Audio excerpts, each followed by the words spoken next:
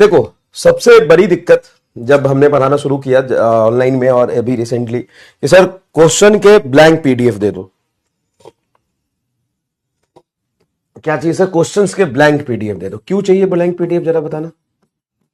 Blank PDF दे दो। और blank PDF दो मतलब कई जगह मैं ऑफलाइन में गया था तो इतनी मोटी मोटी पूरे यकीन के पीपीटी के वाइट करवा के उधर से पीछे से उसको हटवा के इतना मोटा मोटा लेके बैठे हैं। भाई क्या कर रहे हो सर? लेक्चर देख लेते हैं और यहां से प्रैक्टिस करते हैं। हाँ, मैं पटना गया था, मोतिहारी गया था, तो वहां पे बच्चे क्या कर रहे हैं, है ना, क्या करते हैं। अभी दिल्ली में भी एक ऑफलाइन है, मतलब इन पीडब्ल्यू एंड आउटसाइड पीडब्ल्यू। तो पीडब्ल्यू के ऑफलाइन में तो गई था मैं, एक बाहर के भी ऑफलाइन सेंटर पे गया तो वहां पे 2-3 बच्चे मिले मुझे, है ना। पूरा यकीन के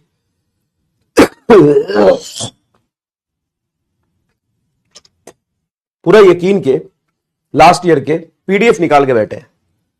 सर क्वेश्चन लिखने में थोड़ा टाइम लगता है तो यहां से रिवीजन कर लेता हूं। तो क्वेश्चन लिखा भी है तो यहां से रिवीजन कर लेते हैं। चलो ठीक है। तो टाइम लगता है बिल्कुल, तो बहुत बेसब्री से इंतजार था।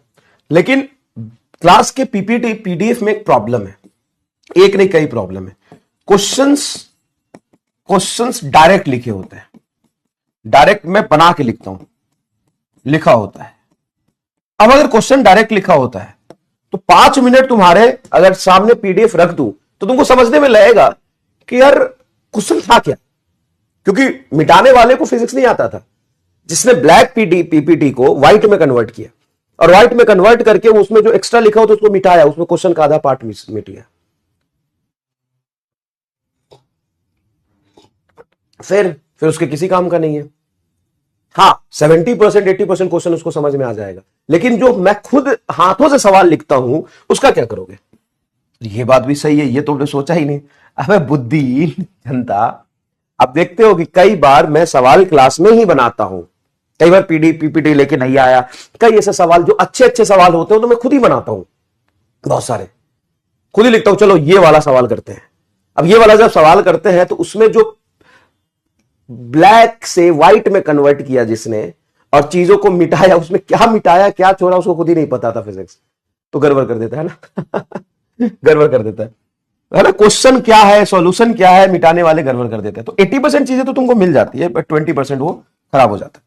उसके बाद उत्थान अलग कराया था, अलग लेवल है भाई उत्थान का, है ना, आम जनता के बस के बाहर है। और 70% जो बच्चे सेलेक्ट होके आए थे स्टेज पे, ये स्टेज से बाहर मेरे से जरूर बोला कि सर उत्थान से रिवीजन किया था सर, मतलब आंखें चौंधी आ गई थी, मजा आया था और सर सिलेक्शन हो गया। उसके बाद यकीन प्लस, है ना, उसके बाद मेरा असाइनमेंट, ये सारी चीजें। तो मैं सोच रहा था कि ठीक है, सारे क्वेश्चन को जैसे थ्योरी तो होता ही है बच्चों के पास, बच्चे भी लिख लेते हैं, मेड इजी भी होता है, इसको करूं तो मजा आए। मतलब आसान काम करने में मजा थोड़ी ना आता है। वो ब्लैक को व्हाइट कर दिया, व्हाइट को उसमें सॉल्यूशन मिटा दी, उसमें मजा नहीं है। तो क्वेश्चन जो डायरेक्ट लिखा होता है उसको हटा के क्वेश्चन कंप्लीट करा। क्या करा? क्वेश्चन कंप्लीट करा, प्रॉपर थ्योरी लिखी, कंप्लीट किया, प्रॉपर थ्योरी लिखी, उत्थान के क्वेश्चन लिखे, यकीन के क्वेश्चन लिखे, और मेरे जो असाइनमेंट थे उसके क्वेश्चंस क्लब किए। उसके बाद ये सभी को मिला के सीक्वेंस बनाया। ऐसा थोड़ी नहीं कि किसी को कहीं से मिला दो तो तू भी मिला लेगा। सीक्वेंस बनाया, और सीक्वेंस बनने के बाद तब ये जाके बना मिस्टर फिजिक्स। और ये पूरी पीडीएफ आपको बैचेज में मिलेंगे, और ये पूरी पीडीएफ एक एक करके आपको बैचेज में मिलेंगे। कैसा लगा? मतलब सबको सीक्वेंस में पहले सजाया ना। उत्थान के अलग कंटेंट थे, यकीन प्लस के अलग कंटेंट थे, में असाइनमेंट के अलग थे। इसमें जो डायरेक्ट क्वेश्चन लिखा हुआ था उसको फिर से क्वेश्चन पूरा लिखा, पूरा किया क्वेश्चन, और क्वेश्चन पूरा करने के बाद उसको सीक्वेंस में बनाया, और ये मिल बन के जाके बना मिस्टर फिजिक्स। तो dish is called mister physics. और इसका प्रोमो आपको आज शाम को या फिर शायद कल देखना मिल जाएगा। सबसे पहले शुरू करेंगे बेसिक मैथ एंड ऑल। तो क्या यहां से रिवीजन करना इजी होगा, खुद बताइए। इसका नाम मिस्टर फिजिक्स रखे कि कुछ और रखे? मैंने ऐसे ही बोल दिया मिस्टर फिजिक्स। बहुत मेहनत लगी इसमें, 6-7 महीने लगे। बाकी कामों के साथ साथ ये धीरे धीरे कर रहे थे अपन। 6-7 महीने लगे। तो 6-7 महीने आप ही का पीपीटी। तो भाई मैंने क्या बोला, इसको सबका सॉल्यूशन भी तो नहीं होता ना। कई बार देखते हो कि क्वेश्चन करा दिया, होमवर्क दे दिया, अब क्वेश्चन इस स्लाइड में है, सॉल्यूशन अगले स्लाइड में है, तो बहुत दिक्कत होती है। और पूरी फिजिक्स आर पार होती है भाई, बेसिक मैथ से लेके वेक्टर से शुरू करके और सेमीकंडक्टर तक जाना।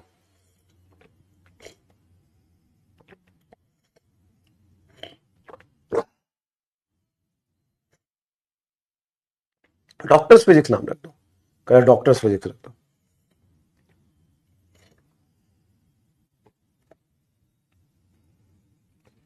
ठीक है, तो ये बनाया पहले 6 महीने की मेहनत है ये। इसको सीक्वेंस में बनाने में बहुत टाइम लगी है, सबको अरेंज करने में बहुत टाइम लगी है। फिर जब सब बहुत चीजों को अरेंज करते हैं ना, तो उसमें टाइपिंग मिस्टेक्स भी हो जाती है बहुत सारी। तो ये आपको मिलेगा, इससे आपको रिवीजन करना बहुत आसान हो जाएगा, क्योंकि वो सारे क्वेश्चंस आपको मिलेंगे, आंसर की के साथ मिलेंगे। आंसर भी मिसिंग था तो सीक्वेंस में उसके आंसर की भी बनाया है, सबका आंसर की भी बनाया। अब तुमको ब्लैंक स्लाइड कहीं से मिल जाएगा, आंसर की कहां से मिलेगा? सर उसी में टिक होता है, तो उसमें फायदा क्या है? जब क्वेश्चन में ही आंसर टिक होगा तो फायदा क्या है? एक और एक्सक्लूसिविटी, सिर्फ ब्लैंक स्लाइड देने से क्या होगा? सर ब्लैंक स्लाइड देने से उसी में आंसर भी टिक होगा, मैंने हटा दिए। सर उसमें आंसर मिटा के रखते हैं सर, तो आंसर मिटा के रखते हो तो उसका भी कोई फायदा नहीं है, मैंने आंसर की अलग से बनाया है पूरे उसका।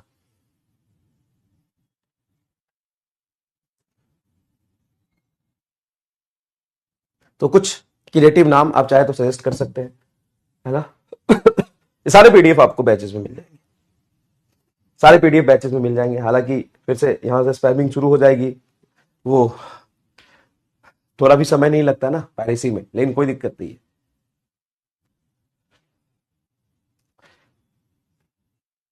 कुछ अच्छे क्रिएटिव नाम आपने समझ गए ना क्या बनाया है। ये क्वेश्चंस बुक हो गया, इसमें क्वेश्चन प्रैक्टिस बुक है ये पूरा, और इसमें मेरे क्लास के क्वेश्चंस है, तो आपको कुछ मतलब बहुत सारे क्वेश्चन लिखने का जो बहुत टेंशन होता है वो नहीं होगा। सारे सीक्वेंस में है, इसके आंसर की अलग है, उसमें उत्थान, यकीन प्लस, असाइनमेंट, और उन सब को मिला के सीक्वेंस में डालना, it's very tough, very very very much tough. ये सारी चीजें हैं।